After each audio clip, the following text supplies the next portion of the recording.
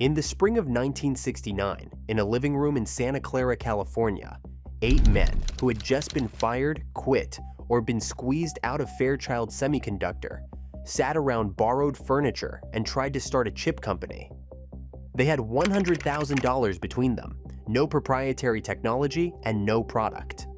Their president, a 32-year-old salesman named Jerry Sanders, who had been fired from Fairchild for being too loud and too flashy, had demanded the top job as his condition for joining. The group voted, argued, and agreed, mostly because no one else wanted the title for a company that might not exist in 6 months.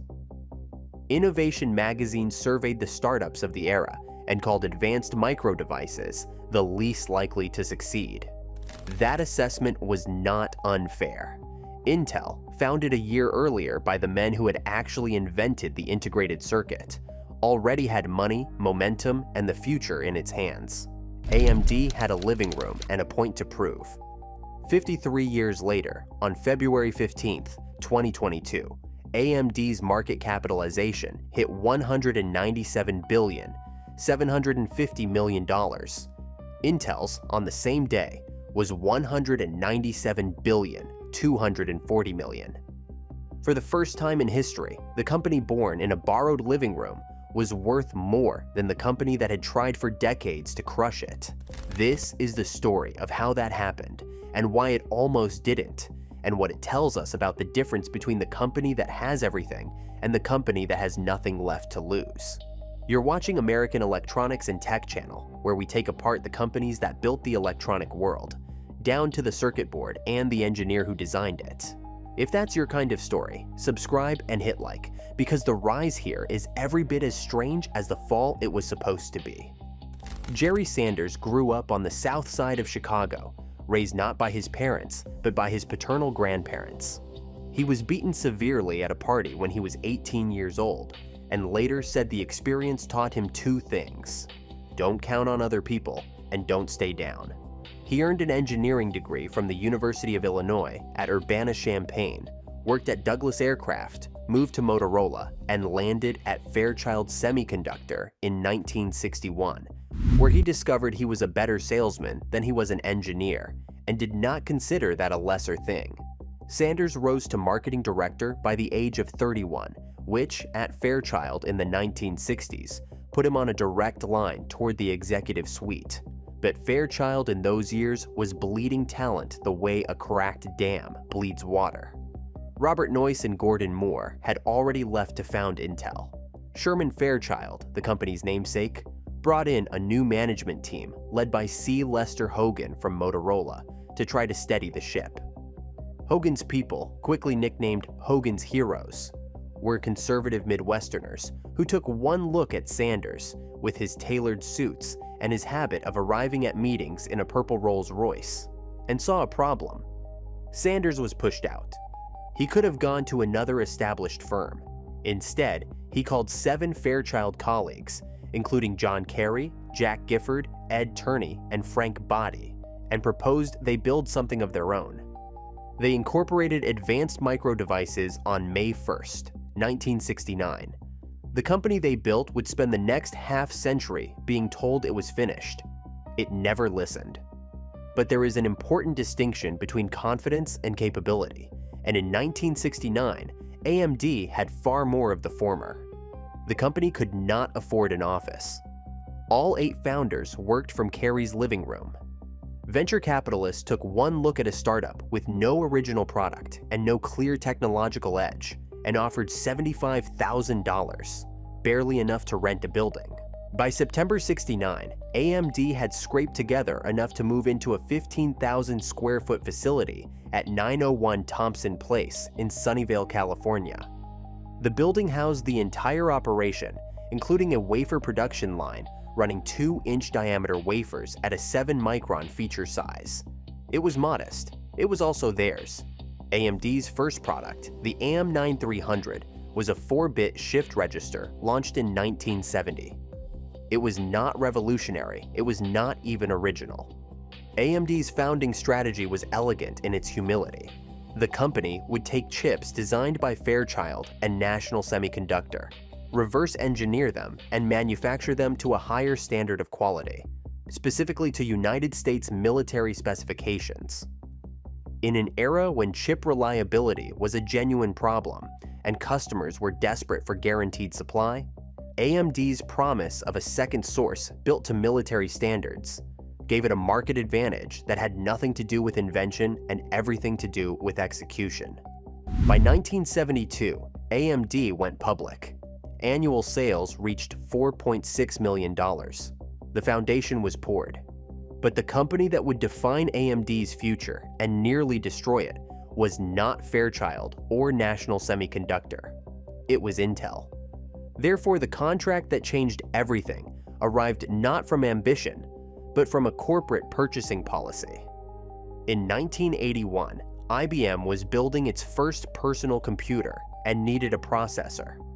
Intel's 8086 was the choice, but IBM had a rigid internal rule: no single supplier. Every critical component required at least 2 sources. Intel needed a second manufacturer to win the deal, and AMD, which had been cross-licensing Intel products since a 1976 agreement that cost AMD $325,000, was the logical partner. In February 1982, Intel and AMD signed a 10-year technology exchange agreement. AMD became the second source manufacturer of the 8086, the 8088, the 80186, and the 80286 processors. The contract was intended to keep AMD subordinate, a manufacturer of Intel's designs, never a competitor. It worked exactly that way for about 4 years. Then it became the legal foundation for AMD's independence. Sanders managed the company through the grind of the 70s and early 80s, with a style that was equal parts showmanship and stubbornness. When the recession of 1979 hit the chip industry, most semiconductor companies began layoffs. Sanders refused. He asked employees to work Saturdays instead. The workforce held together. He would later call it the defining decision of his early tenure, not because it saved money, but because it proved that AMD was a company that kept its people. The man who had been beaten at 18 and fired at 31, he understood loyalty as a survival mechanism, and he built a culture around it. But Intel did not share that sense of loyalty. In 1986, Intel unilaterally terminated the technology exchange agreement. It refused to hand over the design data for the 80386, the next generation processor that would power the PC industry's explosive growth. The message was plain: AMD had served its purpose. The second source was no longer needed. AMD filed for arbitration in 1987. The legal battle would grind through American courts for 7 years, ultimately reaching the Supreme Court of California, which ruled in AMD's favor in 1994 and awarded damages for breach of contract. But AMD did not wait for the courts. In the years between the lawsuit and the verdict, the company reverse-engineered the 386 entirely. It took AMD over 5 years, but the result, the AM386, released in 1991, was not a copy. It was faster. AMD sold 1 million units in under a year. The AM486 followed, adopted by Compaq and other major manufacturers. And then, in 1996, AMD released the K5, its first completely original x86 processor design. The engineers who built it chose the letter K to stand for kryptonite, the only substance that could bring down Superman. The message was not subtle, and it was not a joke. AMD was done being a shadow. It intended to fight. Sanders said something around this time that would echo for decades. Real men have fabs. He meant that a real semiconductor company designs and manufactures its own chips, that owning your fabrication plants is the mark of seriousness. In 1996, standing at the head of a company that had just released its first original processor and was building new manufacturing capacity in Austin, Texas, the statement was pure conviction. But it was also the seed of a future crisis, because the cost of owning fabs was about to become the cost of survival, and AMD would learn the hard way that real men sometimes go broke paying for them. What saved AMD from mediocrity and made it, briefly, the most exciting chip company in the world was a catastrophe that happened to someone else. Digital Equipment Corporation, once the second largest computer company in America, was collapsing in the late 1990s. DEC had built some of the finest processors ever designed, including the Alpha 21264, a chip so fast that Intel engineers reportedly studied it the way a boxer studies tape of a superior opponent. But DEC could not survive the economics of the PC era, and its engineering talent scattered. AMD hired two of the best. Dirk Meyer, who had led the Alpha design team, came to Austin. Jim Keller, who had co-designed the Alpha 21264 and would eventually be recognized as one of the most consequential chip architects of his generation, came with him. They brought a design philosophy forged in the world of high-performance RISC computing, a world where instructions per clock mattered more than clock speed, and they applied it to the x86 architecture that AMD was now free to build on its own terms. Simultaneously, Sanders struck a partnership with Motorola in 1998 to co-develop copper-based chip fabrication technology. Copper interconnects conducted electricity more efficiently than the aluminum then standard in the industry, and the partnership gave AMD access to leading-edge manufacturing without bearing the full cost alone. Sanders called the arrangement a virtual guerrilla, a way to match Intel's fabrication muscle without Intel's fabrication budget. The context matters. Intel at this point controlled over 80% of x86 processor revenue. During the peak of the dot-com bubble in 2000, Intel's market capitalization briefly exceeded $500 billion. AMD's was roughly $12 billion. The two companies existed on different planets of scale, but the engineers from DIC did not care about market capitalization. They cared about building a better chip, and they did. The AMD Athlon launched on June 23, 1999, and the chip industry changed overnight. The Athlon, the K7, was the first 7th-generation x86 processor ever built, carrying over 22 million transistors on a design more aggressive than anything Intel had shipped. Meyer and Keller's team had built a chip that could decode 3 complex x86 instructions simultaneously and symmetrically. Unlike Intel's Pentium III, which choked on more than one complex instruction at a time. The Athlon was, on average, 10% faster than the Pentium III in business applications. In gaming, the gap widened to 20%. And then, in early 2000, the Athlon became the first desktop processor in history to reach a clock speed of 1 GHz, beating Intel's own 1 GHz Pentium III to market by 2 days. The K7 held the x86 performance crown from August 1999 to January 2002, the longest unbroken reign of superiority AMD had ever achieved. For the first time, the second source was the first choice. But the Athlon was a prologue. The real masterpiece was the K8. Jim Keller, now lead architect, designed the AMD Opteron processor around a 64-bit extension of the x86 instruction set that AMD called AMD 64. The idea was deceptively simple. Instead of abandoning x86 for a clean sheet 64-bit architecture, as Intel was doing with its Itanium program, AMD simply extended the existing instruction set to support 64-bit addressing while maintaining full backward compatibility with 32-bit software. Intel and Hewlett-Packard had spent billions developing Itanium under the assumption that the future required a new architecture. They were wrong. By 2003, only 19,000 servers worldwide ran Itanium processors. The Opteron launched on April 22, 2003. The consumer Athlon 64 followed on September 23rd. Within 2 years, Intel had quietly abandoned its insistence on Itanium for mainstream computing and adopted AMD's 64-bit extensions under the name Extended Memory 64 technology. The copycat had written the standard. The company with $12 billion in market cap had forced the company with $500 billion to follow. Then came the chip that was supposed to destroy Intel for good, and instead nearly destroyed AMD. But before that story, there is a name most people have never heard, and it belongs to the engineer who saved the company.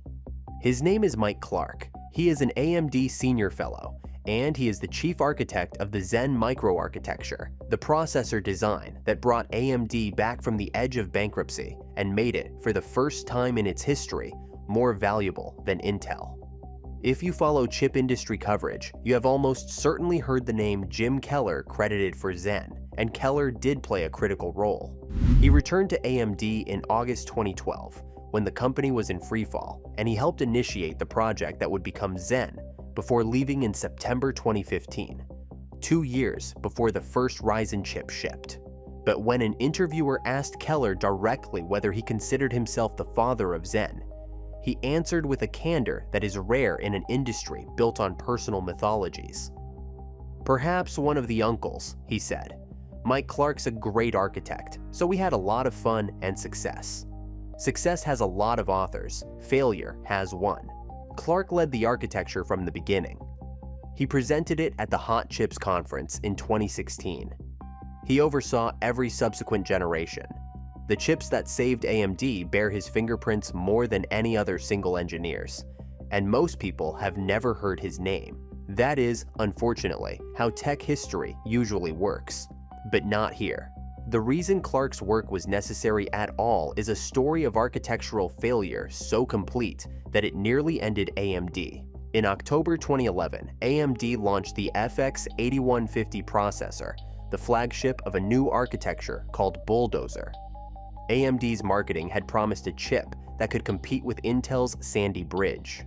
What it delivered was a processor that could barely match Intel's mid-range Core A5, and in some benchmarks, actually lost to AMD's own previous generation Phenom 2. The architecture was built around a theory that sounded reasonable on paper: pack in as many cores as possible, run them at the highest possible clock speeds, and let the core count compensate for everything else. But instructions per clock, the measure of how much useful work a processor accomplishes in each cycle, was disastrously low. The industry was not yet optimized for high core counts, and the chip ran hot, drew too much power, and underperformed in the tasks that actually mattered to users. Bulldozer was not a setback, it was a rout, and it arrived at exactly the wrong moment. AMD was already staggering under the debt from its 2006 acquisition of ATI Technologies, the graphics chip company it had purchased for $5.4 billion. The logic behind that deal, that the future of computing would require integrating CPUs and GPUs on a single chip, proved correct in the long run. But the short run was brutal. AMD had taken on $2.5 billion in debt to fund the purchase, and the revenues to service it were evaporating. You can read the ATI decision two ways, and honest history holds both readings at once. It was visionary, because the APU and the semi-custom chips that now power every major gaming console descend directly from that acquisition. It was also reckless, because it left the company with no margin for error at the precise moment it shipped the worst processor in its history. The numbers that followed were merciless. Revenue fell from $5.4 billion in 2012 to $4 billion in 2015. AMD posted losses in every one of those 4 years. Cash reserves shrank from $1 billion to $785 million. Long-term debt reached $2.5 billion. The stock price, which had traded above $40 during the Athlon 64 golden age, fell to $1.61. The company's total market capitalization dropped below $2 billion. Analysts discussed bankruptcy openly. Some recommended breaking up the company and selling the patents. In 2009, AMD had already spun off its fabrication facilities into a new company called Global Foundries, backed by Abu Dhabi's Advanced Technology Investment Company. The fabs that Jerry Sanders had once called the mark of a real company were gone. AMD was now fabless, dependent on outside manufacturers and running out of time. Into this walked Lisa Su. She became CEO in October 2014, the same month the stock was approaching its all-time low.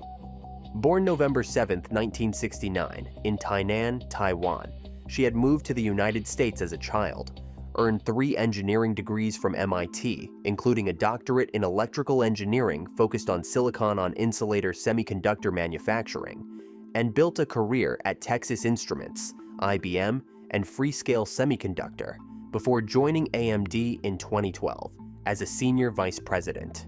She later described the CEO role as her dream job, a statement that, given the circumstances, required either extraordinary confidence or a very specific definition of the word dream. Her strategy was blunt: stop chasing every market.